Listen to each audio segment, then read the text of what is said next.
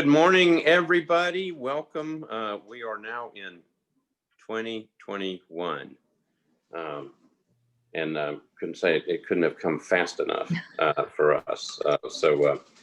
Anyway, as we normally do, this is the first of the conversations we've had this year.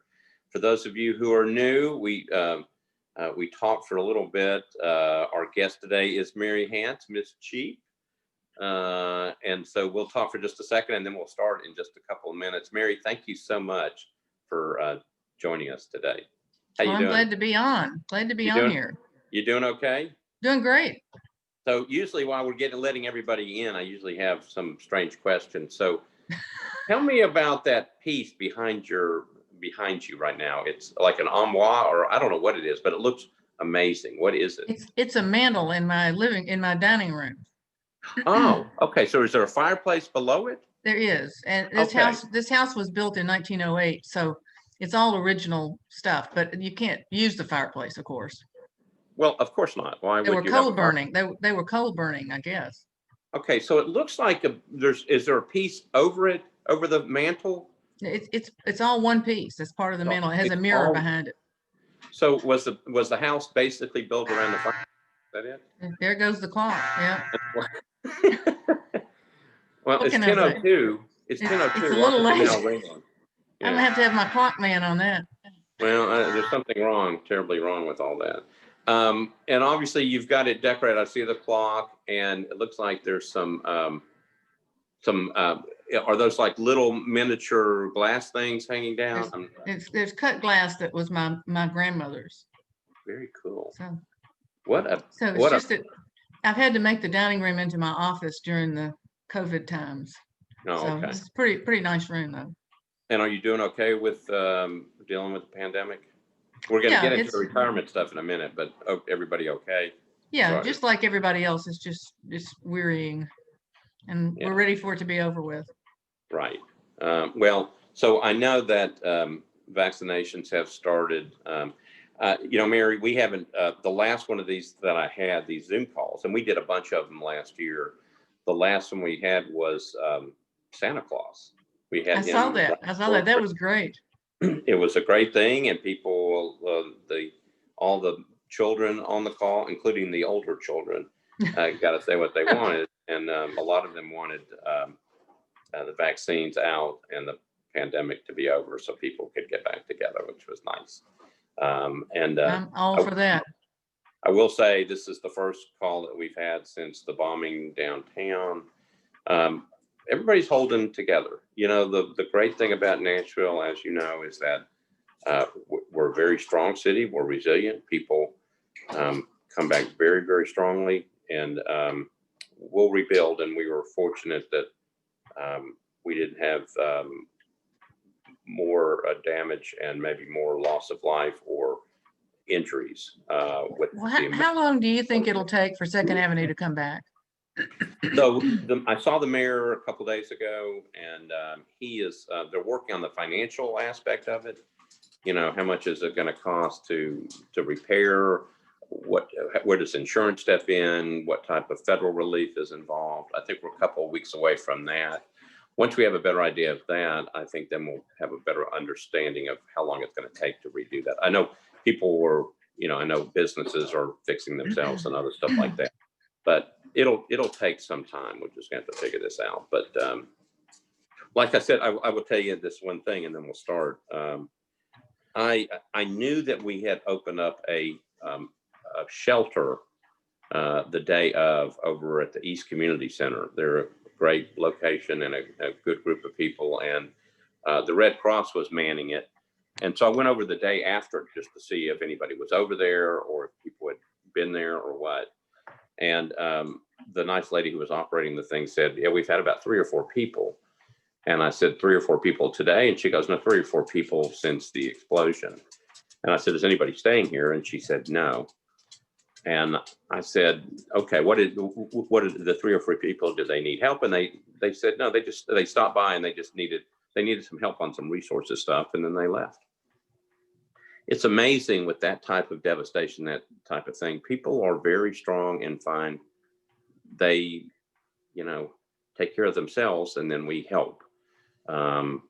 Just thought it was how strong the city is. And obviously we've been through quite a bit over the last year. All right. So anyway, in 2021, new year, new hope. I've got council members, John Rutherford and Mary Carolyn Roberts they're on the call. And so anyway, they're checking in. I know Mary Carolyn plays tennis. Does she play tennis with you at all? Well, we have played. We love to play. We just need to get back on the court. She's a really good player. I heard that. So yeah, that's she's mean too. She's mean on the court. She's mean on the court. Yeah. She's mean. She's mean in the council too. But you know, John Rutherford, the other council member, is much nicer guy than Mary Carolyn. I'm scared. I never turn my back on Mary Carolyn. Let's see. In terms of new cases today, we just heard 706 new cases of COVID from yesterday, bringing our total to 78,976. Amazing. 530 deaths overall in Davidson County. So everybody hang in there. Okay. We got a ways to go. But we have today, our guest is Mary Hance, who is affectionately and wonderfully known as Miss Cheap, longtime columnist for the Tennessean, just retired. Mary, thank you so much for being on this call. First question, tell us a little bit about yourself, and then tell us how you became Miss Cheap. All right, so talk to us and let us know your story. Well, it's a good story. I started at the Nashville Banner as a copy clerk in 1976 in January, and you know, I didn't know much about the newspaper business, so they kind of took me to raise. And so I did a lot of different things at the Banner. I was a police reporter, a court reporter, and you know, I enjoyed the police beat just tremendously. It saw a side of Nashville that most people don't get to see. But anyway, I met my husband at the Banner, and they didn't really want him to be my boss. So they moved me to the business desk, which was way out of my league, let me just say. I had no idea how to read an annual report or anything. But so I went to the business desk, and I covered soft business, which was like retail and hospitality and those kind of things. And I figured out real quick that everybody likes a bargain. You know, whether you're rich or poor, men or women, you know, everybody likes to feel like they got more than their money's worth. And so I proposed a column. Well, they laughed. I'm telling you, they laughed me out of the office. And one of the editors took me aside and he said, you know, you just want us to pay you to shop. Well, of course, it was partly true, but I acted greatly offended, and I realized that they thought you couldn't sustain it, you know, that you could write about a bargain this week and maybe next week, but what are you going to do next month or next year? So I put together a list of maybe 50 things that you could write about with sort of a frugal tone to it.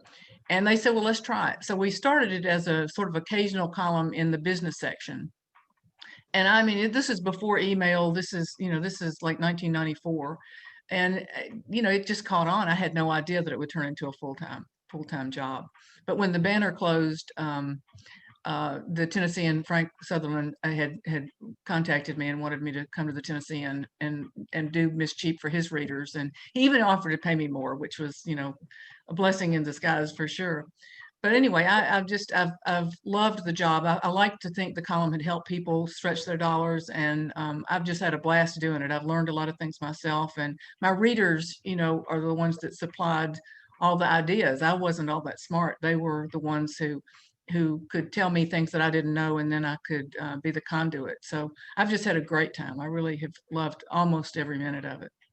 Well, it's been so interesting. And so where did you come up with the name Miss Cheap, or how did that happen? I did. And one of the great things is when the Banner closed, Irby Simpkins, who was the publisher, gave me the copyright to the name. And so I own the name. So I've been able to be on Channel 5 on Talk of the Town and do some other things using the brand. And, you know, the Tennessean's been wonderful to me to let me use the platform to do some things in the community that I wanted to do. So let me ask you this. When you go out in the public, people come up to you and go, hey, Miss Cheap. Well, it does happen. And, we have two daughters, and particularly when they were in middle school and high school, it was horrifying to them that we'd go somewhere and somebody, you'd hear them over in the corner going, I think that's Miss Cheap. And the girls would just, they would just completely freak out. In fact, I had my car, we had a red Jeep at the time, and the children and my husband had given me a Miss Cheap license plate. And so when my older daughter got old enough to drive, she got ready to go out. And you know how it is with your first young Mhm. driver, it's so daunting. And I said, no, don't do anything to embarrass me. And because she had the license plate, and she looked at me like in total shock. She says, me embarrass you with that? She said, you've got to be kidding. But anyway, we got through it. But people do recognize me, and people have been so nice. I mean, I'm telling you, people have been, since my retirement was announced, people have just been, telling me nice things about how I helped their family get through with free things to do and with ideas for day trips and places to eat, and just things that I think have helped them stretch their dollars, and also learn to be generous with what they have saved. Well, let me go back and then I'll come forward. Okay. So, are you from Nashville? Are you originally from here? No, I'm a Mississippi girl, and I grew up in Memphis. Went to Memphis Central High School, and then I went to Sewanee, University of the South at Sewanee, and then I came to Nashville after that, and worked at Ingram Book Company for a little while, Okay. and got mad and walked out one day and didn't have a job, and did some odd jobs, and finally walked into the Banner and got this copy clerk job. But I think it was $92 a week. I think that's right. Big money. $92 a week. All right. So, let I me, had to be cheap. then I was going to ask you. So, like, if I saw you in the grocery store, should I follow you around and see what you're picking out? No, mm-mm. Okay. No, I don't, that's been something that people do stop me in the store and say, what do you have in your cart, Miss Cheap? And I think they think I'm going to have, store brand soda crackers and gruel or something. But, my whole thing is that you stockpile things when they're on sale, and you save one place to spend somewhere else. And I mean, I'm a big couponer, and I look for deals. Believe me, I look through the flyers before I go, and I sign up for the digital coupons. And there's certain things that I know what the price is, and I want to be sure to buy it when it's at the lowest price. And I sometimes send those out on my Facebook page or to my son-in-law, who's a big griller. When I see that something like a tenderloin's on sale, I let him know. All right. So, you just retired just recently, 2 weeks ago. Is that right? 2 weeks. I'm on 2 weeks. All right. So, what have you been doing in your 2 weeks? Well, it's definitely an adjustment. It's a bittersweet to leave something that you've done for 45 years. And I mean, I've worked since I was 15, in other jobs, but I've got plenty to do, and I'm still working for Talk of the Town on News Channel 5. Meryl and I do something every Thursday. I'm trying to finish up the penny drive. This is the 12th annual penny drive for Second Harvest, and I want to get all the details of that totaled up, and we'll have those results probably next week. But I've got plenty to do. I've been reading a lot. I've been trying to catch up on my reading. Somebody asked me if my house was clean, that it should be clean now that I'm retired and have time to do it. But that's on a later stage, I think, of the retirement process. Although I have been to the attic and been through a couple of boxes. I think Mary Carolyn could come over and help you clean. Okay. Well, she could. I wish she'd get me out on the tennis court. That's what I need next. I'm Well, hoping that's to not play going to more do tennis. anything that's not going to help you clean the house, but No. maybe, yeah. But so let me ask you a couple of the questions that have come up, that showed up over the week when they realized that you were going to be on. Well, first of all, I don't think anybody can necessarily fill your shoes, but is somebody going to continue, or somebody going to start picking up on, from the newspaper standpoint, your article? I know you got the copyright, but is anybody going to finish any of this, kind of start doing this? No, I really think that the kind of column that I've written was a luxury for newspapers in the current environment. Our reporters at the Tennessean, these are the hardest working people that you ever saw. And, when I started out at the Banner and even at the Tennessean, we were still on a cycle where you work 24/7. And, these reporters there's no end to their work, and there's not a place for this. And, what I tried to do with the column was to use it to fill in some of the places that we didn't have designated reporters. Once our staff was downsized, we didn't have a designated food writer. So I tried to write about, $10 lunches and things that people could do in that way. We didn't have a designated travel writer. So I would try to do day trips because I felt like readers want to go somewhere that they can go, from, right here in Nashville and have a good time. And I've just had a blast doing those. It let me go to places that I, totally enjoyed. I mean, we went to Brushy Mountain State Prison, and it was just more fun. It's one of the most interesting day trips. It's a long day trip, but stuff like that. It was things to get those in the paper that we didn't have designated reporters to cover. So how are people gonna, with you retiring, how are we gonna get that information? We're gonna have to go do it ourselves, or we're gonna have to come over to your house? Well, I'm hoping to post some things on Facebook, and I've talked about maybe doing some freelance, as time goes on. But and Talk of the Town is a great source for it, because we feature something every week, either a sale or a place to go or a store to visit. The thrift stores are some of our favorite haunts.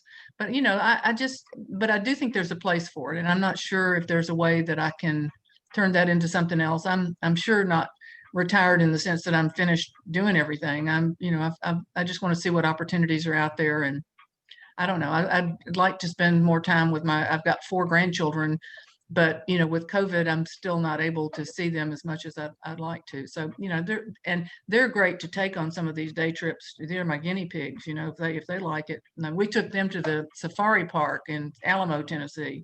You ever been to that? I know where it is, and I've driven by it, but I've never stopped in it. Is it good? Well, when your granddaughter gets a little older, it is one of the funniest, most interesting trips, and it's perfectly suited for COVID because you don't have to get out of the car. But you just roll down your windows and you feed these animals, stick their heads into the car, and it's ostriches, and there's zebras, and I mean it's one of the most bizarre and fun little day trips that you can take. The next time I head that way, I'm going to call you, and you can take me. Okay. Well, it's not far off of the interstate. It's just above Jackson. Right. So I know where it is. I've seen it. Are there giraffes there? Do they have giraffes? There is a giraffe. A giraffe. Okay. And he doesn't come over to the car, or she, I don't know what it is, but you can see the giraffe. You just can't interact with the giraffe. But it's some of the emus and ostriches were so, I guess they were hungry. We had to roll up the windows, but that was mainly because we were laughing so hard that we could hardly give them the food. It was really funny. I think I'm going to take the Metro Council on a retreat there. Now that would be good. That would be good. Right. And I know that John Rutherford and Mary Carolyn are on the call, and I might leave them there, and come on back. Tell me about the Penny Drive, and obviously it's been so successful. How did that start? And I know you're working on it right now. Where does that go? Does that stay? Is that something that can stay? Well, let me tell you how it started. I had read this book. It was called "Are You Normal About Money?" and it asked all these people about their habits, their money habits. And one of them was that if you saw a penny on the ground, would you pick it up? And they said that 46% of the people in their survey said they would not. So I was looking for a column idea. So I wrote this column saying that, if people obviously didn't want the pennies, that I did want them, and I wanted to collect them and give them to Second Harvest. And I picked Second Harvest. There's so many good charities out there, but I picked Second Harvest because it supports so many of the other charities that I believe in. I mean, they support almost 500 other agencies and give them the food so they can do the other work that they do. And so it sort of took off, as a by the seat of my pants kind of drive. And that first year we raised, I think, over $10,000 just with people turning in their change. And so then we got Avenue Bank, which is now Pinnacle, and Wilson Bank and Trust. And then this year we had Cornerstone Financial to join us as places people could drop off money. And it's just, you know, there've been so many law firms and schools and different groups that have adopted the program, and it's, you know, it's such a perfect thing because, you know, if you're in a certain group, economic group or whatever, if and you're called on to give to different charities, the ask is usually hundreds or thousands of dollars, where this is something that children can do, that anybody can put in, you know, a couple of bucks and make a difference. And so to me, I think that was the beauty of it, was that it was something that you could small, and like Episcopal School of Nashville did it, and they had the children, they likened it to a snowstorm, which of course we were supposed to have today, and I don't see that, but the snowstorm that, you know, that each snowflake is different and small, but when you put them all together, it's a beautiful, you know, a beautiful scene. And that's the way the penny drive has worked. But we're wrapping it up now, and over the course of it, it's raised, I mean, almost well over $1.3 million for Second Harvest. And a lot of that was this year when one man stepped up and donated $300,000 just out of the blue. And I mean, you just, who does that? I mean, that's just, it was a wonderful way for me to finish up the penny drive. But you ask if it was going to go on. You know, I'd like for it to go on in any way that people can keep it alive, because I think you could, if your school's doing it, you could still do it, even if I'm not at the Tennessean. If your church is doing it, you can still do it. If you're having a, you know, hopefully we'll be back to a time when people can have parties and, you know, social gatherings. And I'm a big believer in a party with a purpose. You know, if you're having a party, why not say, instead of bringing a hostess gift or, you know, whatever, to bring something for the penny drive or for the Humane Association or, you know, whatever. I mean, I think people can sort of target their parties to things that are doing some good in the community, instead of, you know, things that people don't need to begin with. Well, so and maybe there can be some additional conversations about this. I think the program is so good that is there a way to figure out an entity, whether it's the Tennessean or someone else, that allows it to keep going, and we, you know, there's kind of a group that makes sure that that it stays, that it keeps going. And maybe at Second Harvest, they just have to. I think Second Harvest can be the lead on it, and, you know, I'm willing to help them. But the Tennessean was so generous to let me use the platform to promote it. And, you know, it's one of those things that it, to me, the beauty of it was just people that would not have been involved.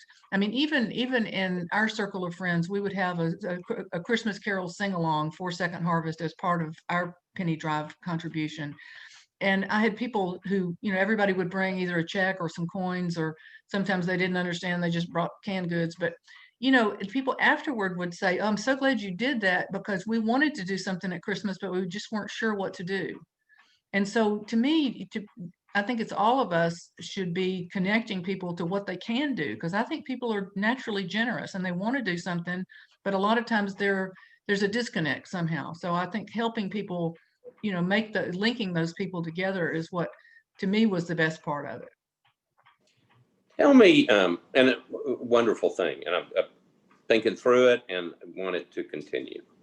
Tell me, you were just giving general advice to your readers, because the question just popped up. What's the best advice you can give to anybody, including young couples, about saving money? What would you tell them to do? After years of telling people this, what's your good general advice? Well, you know, I always say that the best way to save money is to not go shopping. But, you know, people are going to go. But my standard response to that is the just ask. You know, if you don't ask, you don't get. And there are just so many times that you can ask for something and get a discount. And I think it's even like there's senior discounts all over out there, but they're not going to ask you if you're a senior. And then there are quirky things, you know, I've always, for years, I had a Miss Cheap's Cheapest of the Cheap contest where people sent in their best ideas. And I had one where a lady wrote in that she had seen a dress with Amy Grant in a dress on television that she coveted, and that she was going to a special event and she wanted to wear Amy Grant's dress. And so she knew somebody who knew somebody who knew somebody who knew Amy Grant, and got word to them that she wanted to borrow the dress. And the word came back that she could indeed borrow the dress. And so she sent me pictures of herself in the dress and Amy Grant in the dress. And so then I, of course, I couldn't print that without, confirming it. So I knew somebody who knew somebody who knew Amy Grant. And sure enough, it was the truth. And so, I mean, who would have had enough nerve to ask that? But she let her wear the dress. I mean, it's crazy. The other one was, how sometimes you go to the doctor's office and they say that if you don't cancel within a certain amount of time, you'll be charged, for your appointment. Well, this lady said that she got to the doctor's office and that they told her that they were so sorry, but that the doctor had something come up and had to leave and they were gonna have to reschedule her. And she said, well, you owe me, and whatever amount it was, and they paid her. I mean, see, I love stories like that. But overwhelmingly, I think, you just can't spend more money than you have. And I think one of the best things to do is to have, if you have a 401k or you have any sort of matching thing with your work, to make sure you're taking advantage of that.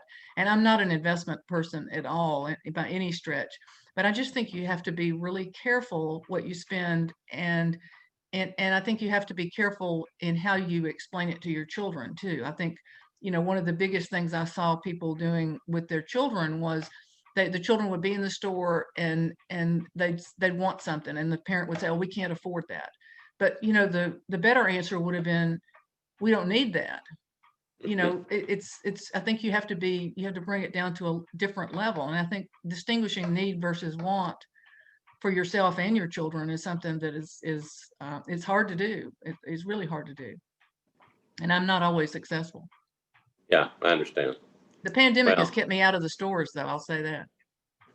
yeah. I mean, I think it's kept a lot of people out of the stores. It's going to be interesting to see what happens when people start, after vaccinations, and when we get to the point where people feel better about coming out. And we'll see. And I won't ask you, I mean, so people have asked me, particularly on the pandemic, are you going to continue to wear your mask? And it's like, I probably will for a while. I'm just got used to it, and probably will for a while. And I guess it depends on, at some point, when people feel like we've hit that point. I don't know when that is or who says that, but it's going to be interesting to see how everybody kind of rebounds from this. We'll see. So what's the first thing you'll do when the pandemic is over? Call the council back into the council chamber. Because it's a lot easier to control the council when I've got control of the microphones on the board. So if they start going over, their time limits, or say things that, where you have to say, sorry, your time's up, I can click that. Right now, I can't. So they can talk over me. That's really not the first thing I'll do. I think the first thing I'll do is go someplace. Like travel? Like travel. Yeah. Yeah. What about you? What do you think? I just want to spend more time with my grandchildren, and I do, I would love to go to a party. I would just love to go to a party. Well, I think Nashville, my guess would be that Butch Bearden, who you probably know at the convention and travels, the group that does all the tourism stuff. My guess is that there will be some type of coming out celebration for everybody, so that even if they don't want to come downtown, it's kind of the way to say we're out, we're through this, and let's enjoy each other. And let me ask you this before I get to all these other questions, because I think one of the hard things, particularly during the pandemic, has been obviously people being isolated, people being stuck, and with everything going on, both in the city and obviously in Washington, there's a lot of, there's so much animosity, lots of division in this country, and the pandemic obviously didn't help. Some people could say that, when we're at risk, this is where we come together and figure out ways to move forward. Seemed to be the reverse on this one. Question is, with all your years of experience writing stuff and helping people, you got any ideas of how we kind of come back together? was just thinking about that for a party, everybody coming out and saying, okay, we made it. But we've got to find ways to make people feel better about other people, I think.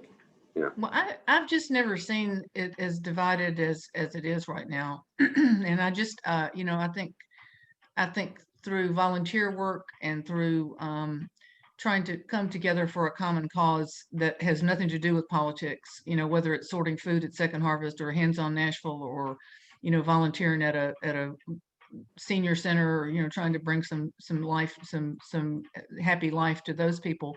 I just think any way people can get together, even if it's a neighborhood cleanup, you know, it doesn't have to be about politics. It just has to be about making our community better. And you can't change the world, but, you know, you can change your small area. And, you know, I think, you know, it's like somebody told me about the media that, you know, as a member of the media, you know, there's people are so down on the media right now, that it's up to us as individual members of the media to be good people, and for people in our circles at church or at school or in the neighborhood, to that you may be I may be the only person they know in the media, and that if they see me as a good person, you know, it changes the conversation, that it's not like it's some big bad, you know, faceless, you know, organization. So I mean, I think it's the same thing with anything else you do, that you can be on either side of the fence, but if you're doing good from where you are, you know, it has to bring people together, I think. I like that. I like particularly the idea of volunteering as a group, and making people work together for a cause other than politics, but for something that really does help people. I mean, but So, you know, yeah, people want to do something good. I think they really do. And I mean, one of the most successful things that was a big surprise to me was we did a T-shirt drive, for Room in the Inn, and we did it for several years at the Tennessean. But it was one of those things that it started because we were doing a photo shoot of things that we have too many of, you know, and I was doing a column of that you've got too many of those reusable bags, and you've got too many T-shirts and too many plastic cups from different events, and, you know, all these things that we have too much of. And so we needed a photo shoot. So everybody at the paper brought in their old T-shirts that they weren't using anymore. And then we decided we'd open it up to the community and see what we get from it. Well, last year we got 13,000 T-shirts. I mean, that's just crazy. And, you know, Room in the Inn, they just loved them because that was something they could give to the homeless people in the heat of the summer, you know, to have a clean shirt to put on. But I mean, when people came together for that, it was all kind of people. It was like a little girl did a drive in her neighborhood, and then different, like a jewelry store started collecting them. I mean, it was just so much fun, and it had nothing to do with anything other than seeing a need and trying to fill it with something that you had on hand. great Easy. thing. Okay, you're making me think. Good idea.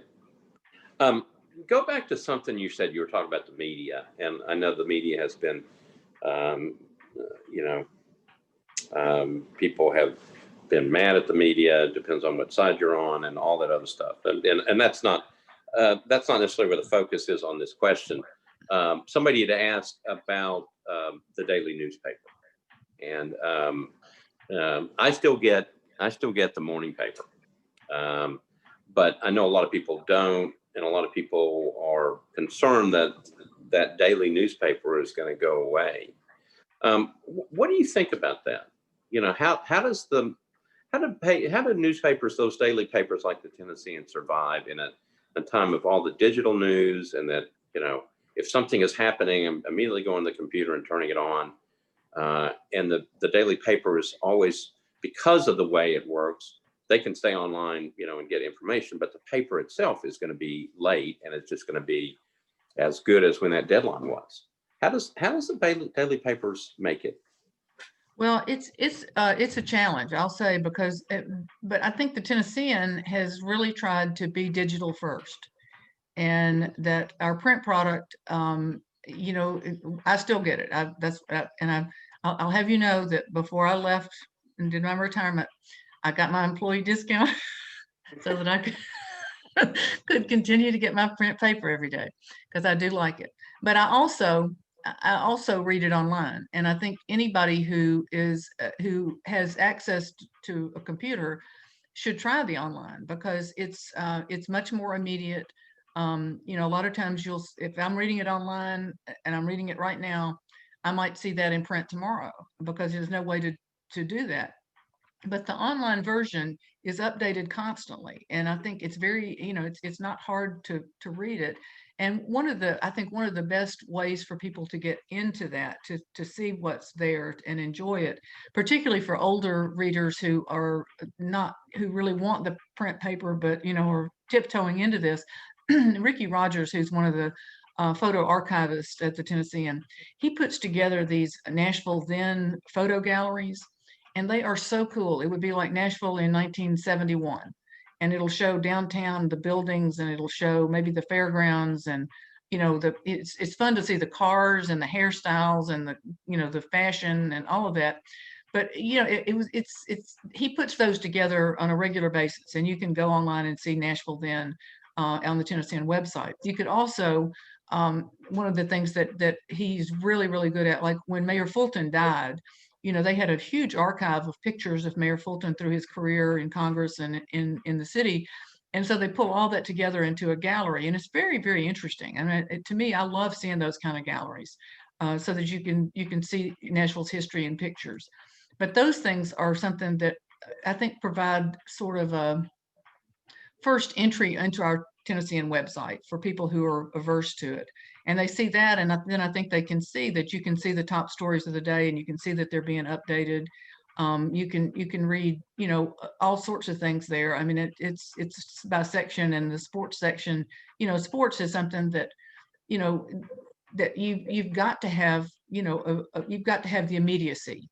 And I think that you'll see in print more columns like Gentry Estes, and you'll see more looking at the news, you know, with a critical eye. And I mean, yesterday they did a whole piece on the homeless in Nashville who had died last year, and it was extremely powerful. And you know, it's one of those things that um, that I think people have got to support the local media and the news media, because if the reporters are not watching on Capitol Hill and at the courthouse and other places, who is? And I think so many people get their news from Facebook and Twitter and all of that, and it's not vetted, and it's not, you know, I think, and you know, it's very irritating to me when people say that they don't want to pay for the Tennessean, the digital or whatever, because they think that's terrible that we don't offer it for free. But we can't offer it for free. I mean, you know, it's a product just like anything else, and you wouldn't expect somebody to give you, you know, lunch free. I mean, it's the same thing. You're paying for something, and I just urge people to support the news media, because it's more valuable than you may think right now. But if it's gone, you're gonna really wish that it weren't. Yeah. But I don't think you've seen it. I don't think you're seeing it disappear. I just think it's continuing to change, and I think it is going more digital. And I think the print product is becoming more of a look back review, critical, you know, review of what's happened of the news. It's not for breaking news like it used to be when I started as a police reporter.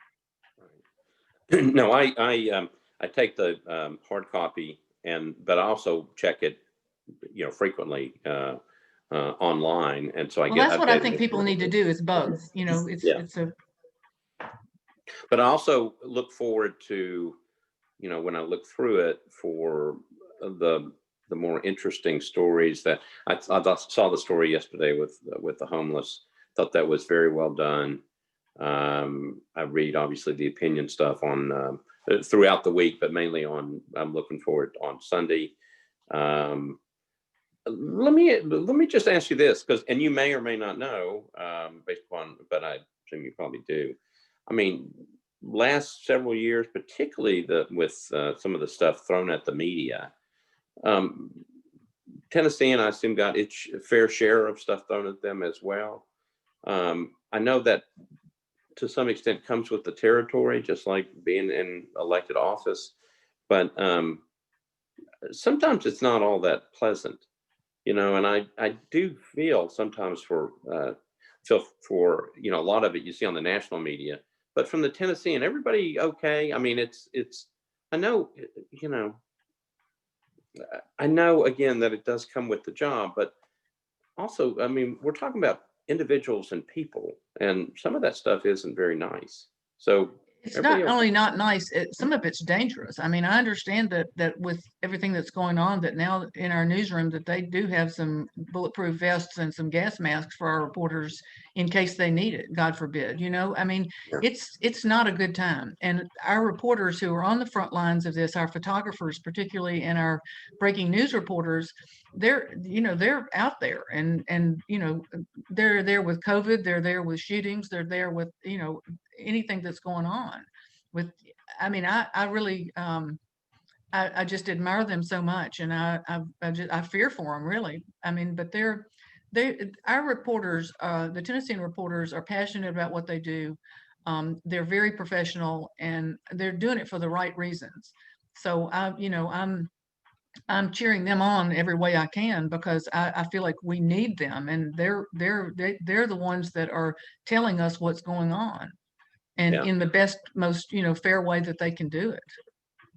Well, I just, you know, sometimes you do, you hope that people do understand that words can be really hurtful, and I know that everybody has gotten their fair share, and I really haven't talked to, you know, just, I mean, we deal with certain people at the Tennessean as well, and I respect them and hope that they're okay. I know that it can be really, really difficult. Well, I wish people would put their opinions in like letters to the editor, and in ways that are productive, and create conversation instead of incite, hate in other ways. I think the letters to the editor is underutilized by people who have an opinion. And it could be even things that are promoting something, like if you're promoting a charity or something, you want to praise somebody, it's that's a place you can do it, and you can have a voice. And I Well, think I David think, Plazas really does try to give a voice to people. He and Alex Hubbard are just, they want people to let them know what they think.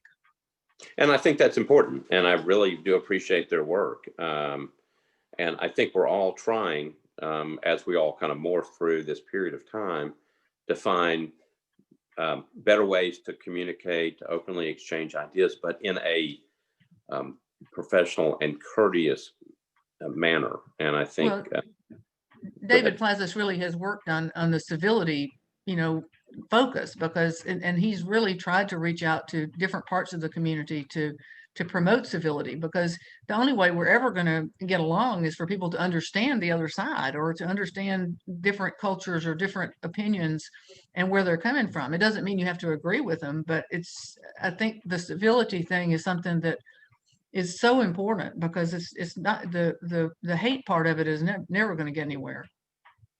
Well, we'll see. We're trying to figure some of this stuff out, and we'll see kind of where it goes. I think the next year, so we come out of the pandemic and we have a chance to come back together. We're going to see. Hopefully, we can be a better society. I think that's what we're Well, trying. how do you deal with it when you get the mean words and mean criticisms as a public official?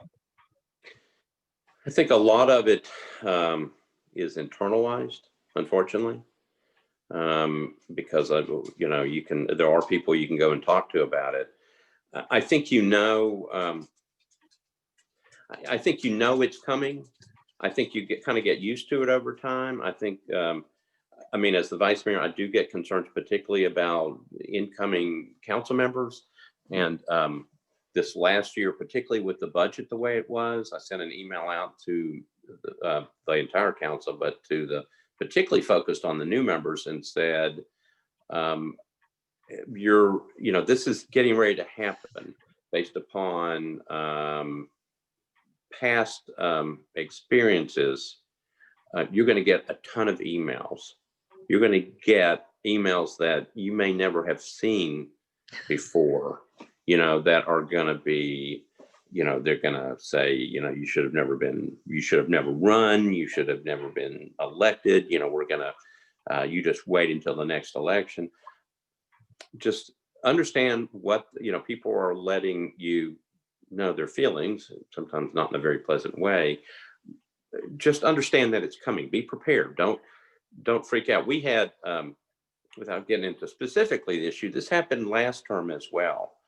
And I know exactly when it happened. It happened on a specific issue. We had never had one quite like this. It wasn't a budgetary issue.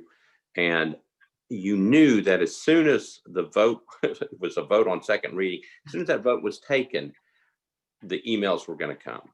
I saw them coming. It's like, I'm good with my vote. I think we had members before they left the chamber had already changed their mind because they had never seen such. It's like, oh no, here it comes. And so what part of the responsibility is, after being in this for a while, you kind of get used to it and you go, that's okay. And you just, either respond or delete the email. But particularly for newer members who have never seen anything like it before, it can be pretty daunting, and it can also be a little scary because it's like, I'm trying to do the best I can and I'm new at this, and then all of a sudden you get hit. So well, I had one when I was first doing the column.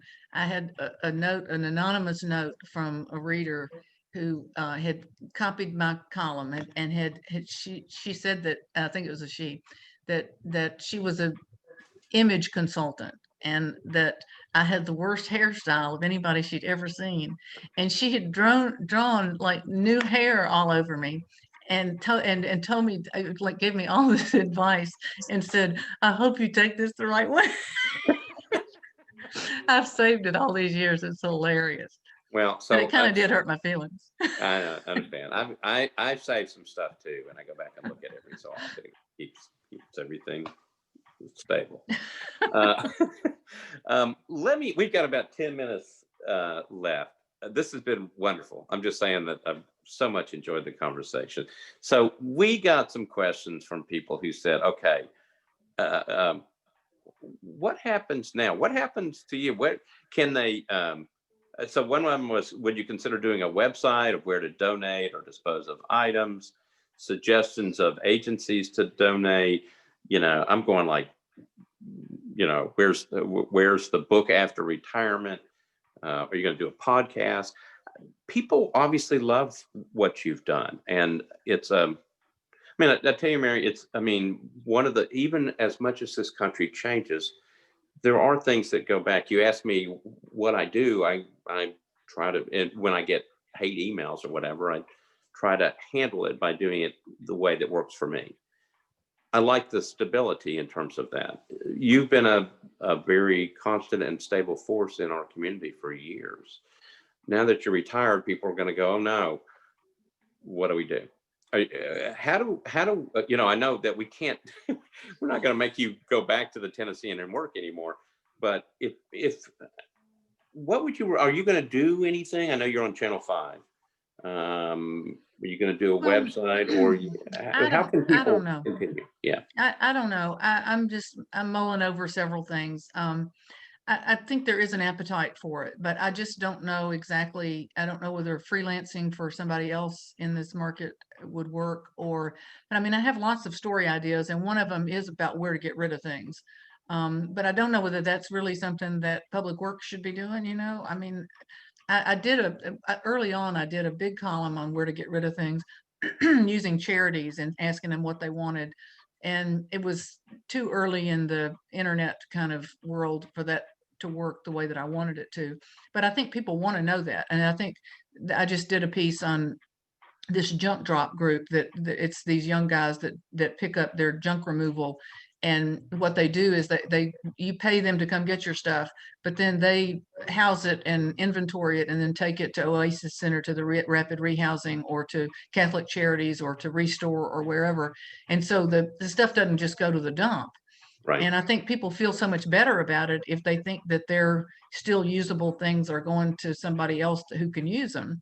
So I think, trying to connect those things, I would like to be a part of that. And I'm not quite sure where that would be done. But, I love what I do. And I love finding places, for inexpensive lunch, or for good thrift stores to shop in, and all of that. So these day trips. I'd love to be doing more about that. So, you know, there may be a place for that for freelance, and, you know, we'll see what happens. I just was going to take a month or so and just kind of see what's out there and take it easy, you know, maybe clean this house.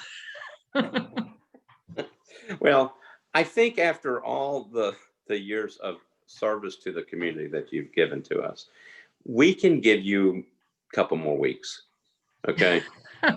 We'll give you a couple more weeks, and then you know, then we'll expect stuff for you to know. I like the idea. I think that's wonderful. I was thinking about when you were talking, it's like you could, you know, conduct little mini tours, you know, and you could, you know, put together groups of stories. I think people, I just know people have very much appreciated it. And so I know that the council, I think, had a resolution for you. It was but so nice.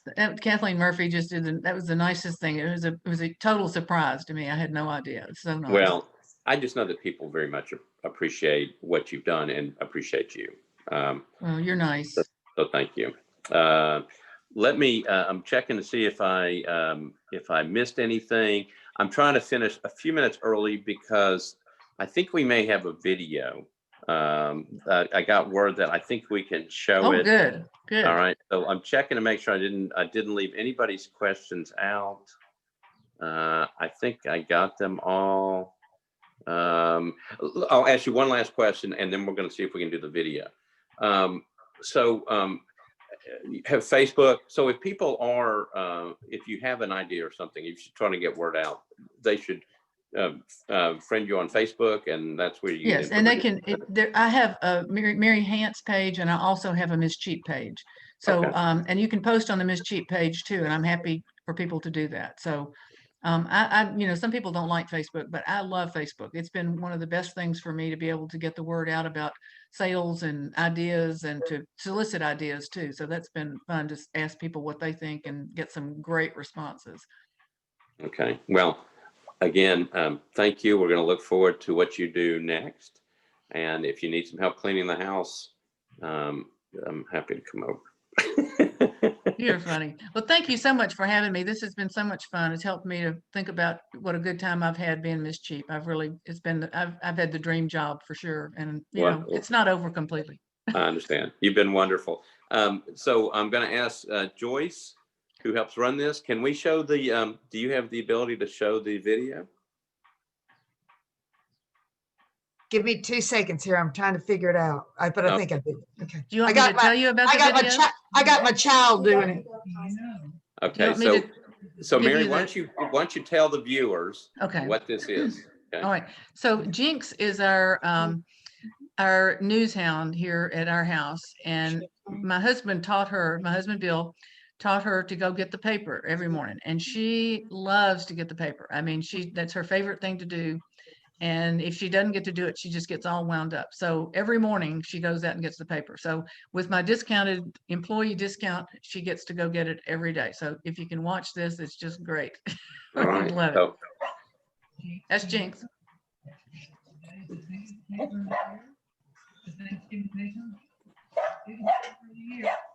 She's going. Go get it.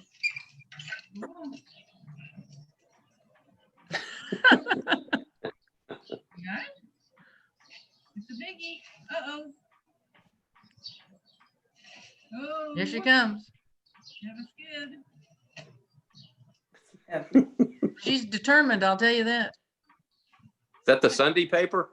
I think it may have been a Thanksgiving Day paper. Thanksgiving Day. Okay. A biggie. Here she comes. Happy There she is.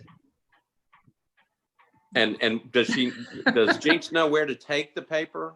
She takes it to Bill, and then okay. then she receives a treat. I got it. Very good. So one last question about that. That's very important, because my paper usually ends up in the same place, but I think I have a different carrier right now. So it's in a different place, but I know where it is now. Do they know to throw it on the inside of the fence to make sure that Jinx can get it? No, but so many people walk in our neighborhood, they know to put it inside the fence. So Okay, now that I'm retired, I don't go out and get it so early. All right. Mary, thank you. Thank you for everything that you've done. Good luck with deciding what you want to do. I think we're all going to look forward to figuring out what your next moves are. So Thank you, Mr. Vice Mayor. Stay cheap. I will. So everybody, thanks for joining us. We will next week. We're going to have Bill Herbert. So if you don't know who Bill Herbert is the director of codes administration for Metro. And we thought that Bill would be a good person to have on, particularly after 2nd Avenue. His folks have been down there, and he'll give you kind of an update on kind of what they've seen and kind of what's happening. It's also good about everything else regarding codes as well, but Bill's a great guy, but we thought that might be an interesting conversation for everybody to kind of hear. So anyway, join us next week, same time, and everybody stay safe. We're all in this thing together. Let's get through it. Mary, have a nice rest of the weekend, and tell Bill and Jinx hello for me. Okay. I'll do it. Thank you so All right. much. All right. Everybody be safe. Have a good rest of the weekend.